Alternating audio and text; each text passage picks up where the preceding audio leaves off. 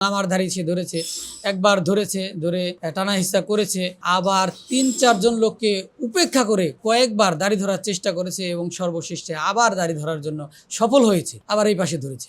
সে আসলে কোনো রাজনৈতিক দলের সাথে যুক্ত না। যখন যে রাজনৈতিক দল ক্ষমতায় আসে, যখন যে প্রভাবশালী ব্যক্তি আসে এখানে, তার মনে করেন যে ছত্র ছায়া থেকে অন্যায় করার চেষ্টা করে। আপনারা আমার সাথে থাকবেন, ৪৮ ঘন্টার আলটিমেটাম দেওয়া হয়েছে। ৪৮ ঘন্টার মধ্যে যদি গ্রেপ্তার না হয় বা কোনো পদক্ষেপ না আসে, তাহলে আমরা শান্তিপূর্ণ কর্মসূচি পালন করব। আসসালামু আলাইকুম সুপ্রিয় দর্শক, আপনারা দেখছেন আল হেরা জেটিভির সঙ্গে রয়েছে আমি হুসাইন মাহমুদ। এই মুহূর্তে আমরা চলে এসেছি মানিকগঞ্জের গিয়র বাজারে। আর আপনারা জানেন যে সোশ্যাল মিডিয়া যে ঘটনাটি ছড়িয়ে পড়েছে, একজন ভাইয়ের দাড়ি টেনে ধরেছিল। আসলে ব্যাপারটাকে আমরা সরাসরি জানার জন্য চলে এসেছি এখানে। ঘটনার ফুল তথ্য আমরা জানবো। আসলে সে কি কোনো রাজনৈতিক দলের নেতা কিনা, এই বিষয়টি কিন্তু যখন সামাজিক যোগাযোগ মাধ্যমে ছড়িয়ে পড়েছে, তখনই কিন্তু মুসলিম তাওহিদি জনতা যারা, তাদের হৃদয়ে আঘাত লেগেছে। তারপরে কিন্তু তারা সবাই কিন্তু আসামিকে গ্রেপ্তারের জোর দাবি জানিয়েছেন। আসলে আসামি গ্রেপ্তার হয়েছে কিনা এবং কেন বা সে দাড়ি টেনে ধরেছে, সেই ব্যাপারে আমরা জানবো আলী আজম মানিক ভাইয়ের কাছ থেকে। তিনি মাঝে মধ্যেই আমার দোকানে আসতেন, এসে বিভিন্ন কাজ করতেন, কিন্তু সে কোনোই ন্যায্য পারিশ্রমিক বা যে টাকা মূল্য হয় সেটা কখনোই তিনি পরিশোধ করেন নাই বা দেন নাই। তার কাছে চাইলে তিনি রাগান্বিত হয়েছেন, বিভিন্ন হুমকি দিয়েছেন যে আমাদের কাছ থেকে এত টাকা নেওয়া যাবে না, আমরা এলাকার লোক, আমাদেরকে আরো টাকা দেওয়া উচিত, সেখানে আমরা যা দিই তাই নিতে হবে, না দিলে না নিতে হবে, কিছু বলা যাবে না, তাহলে ঘিওর বাজারে এইখানে দোকান করতে দেব না, দোকান বন্ধ করে দেব, কুবাবো, হাত পা ভেঙে ফেলবো, বিভিন্ন ধরনের এই হুমকি দামকি বিভিন্ন সময়ে দিয়েছে। সেগুলো আমরা ব্যবসা করার স্বার্থে আসলে মেনে নিয়েছি। এখন সে ঘটনার দিন তিনি সন্ধ্যাবেলা দোকানে আসেন কিছু এলোমেলো দলিল পর্চাগুলো নিয়ে, তো তখন তিনি আমাকে বলেন সেগুলো আবেদন করে দিতে। আসলে যে সমস্ত কাগজ তিনি নিয়ে আসছেন, আর তিনি নিজেও দাগ খতিয়ান জানেন না বা আমাকে বলতে পারেন নাই, প্রায় 2-3 ঘন্টা যাবৎ চেষ্টা করেও তারাই দাগ খতিয়ান মিলাইতে পারে নাই তাদের নিজেদের জমি, সেখানে তো আমার পারার কোনো প্রশ্ন আসে না। তো আমি তাদের ওই দাগ খতিয়ান দেখে আসলে আমি তাদের আবেদন করে দিতে পারিনি, অপারগতা প্রকাশ করেছি। তখন তারা আমাকে আমার উপর রাগান্বিত হয়েছে, আমাকে হুমকি দিয়েছে, বলেছে যে তোকে করেই দিতে হবে, না করে দিলে তোর খবর আছে, তোর দোকান বন্ধ করে দেব, তুই ব্যবসা করতে পারবি না, এটা সেটা হুমকি দিয়ে তারা বাইরে চলে গেছে। বাইরে চলে গিয়ে আবার কি তাদের 3 জন লোক ছিল, তারা 3 জন কি আলোচনা করেছে, আলোচনা করে আবার ভিতরে প্রবেশ করেছে।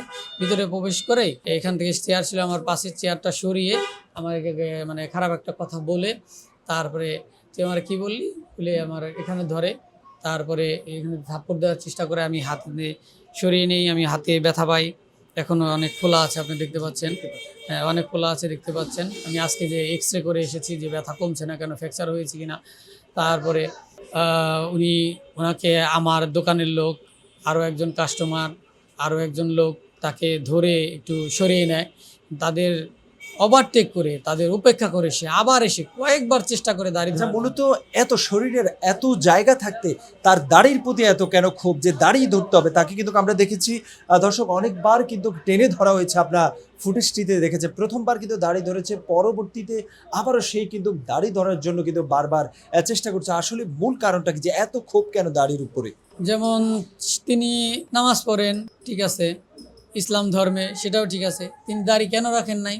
নিশ্চয়ই কোনো বিতর্কিত পন্থার বিতর্কিত লোক তাদের সাথে চলাফেরা থাকতে পারে, ওঠা বসা থাকতে পারে, কোনো বিতর্কিত। মুসলমান হইলেই তো আর মুসলমান না, শুধু নামাজ পড়লেই বা শুধু দাড়ি রাখলেই তো মুসলমান না। মুসলমান আনুষঙ্গিক সব কাজ মিলেই মুসলমান। সে একটা করছে আর একটাকে তীব্র নিন্দা করছে, সে তাহলে বিতর্কিত মুসলমান। সে বিতর্কিত মুসলমান, সে নিজেও দাড়ি রাখে নাই, দাড়ির প্রতি তার একটা ক্ষোভ তাহলে আছে, সে নিজেও রাখে নাই। এবং আমার দাড়ি সে ধরেছে, একবার ধরেছে, ধরে টানা হিস্সা করেছে, আবার 3-4 জন লোককে উপেক্ষা করে কয়েকবার দাড়ি ধরার চেষ্টা করেছে এবং সর্বশেষে আবার দাড়ি ধরার জন্য সফল হয়েছে, আবার এই পাশে ধরেছে। সে কিন্তু রাজনৈতিক দলের নেতা কিনা? সে আসলে কোনো রাজনৈতিক দলের সাথে যুক্ত না। যখন যে রাজনৈতিক দল ক্ষমতায় আসে, যখন যে প্রভাবশালী ব্যক্তি আসে এখানে, তার মনে করেন যে ছত্র ছায়া থেকে অন্যায় করার চেষ্টা করে, তার লোক দাবি করে, এরকম সব দলের ক্ষেত্রেই করে, কোনো একক দলের সে কিছুই না। কোনো দলই তাকে কোনোদিন কোনো প্রাধান্য দেয়নি, কোনো পদ দেয়নি, কারণ সবাই জানে সে এরকম দালাল টাইপের, চেষ্টা টাইপের লোক। তার তো আসলে কোনো পেশা নেই। আপনার যাদের পেশা নাই তারা কি করে সেটা তো বুঝতেই পারছেন, সেটা কিভাবে চলে কি করে। এই সারা বাংলাদেশের মানুষ যখন আপনার দাড়ি টেনে ধরেছে, তারপরে কিন্তু আমরা দেখেছি সবাই কিন্তু এটা তাদের হৃদয়ে লেগেছে।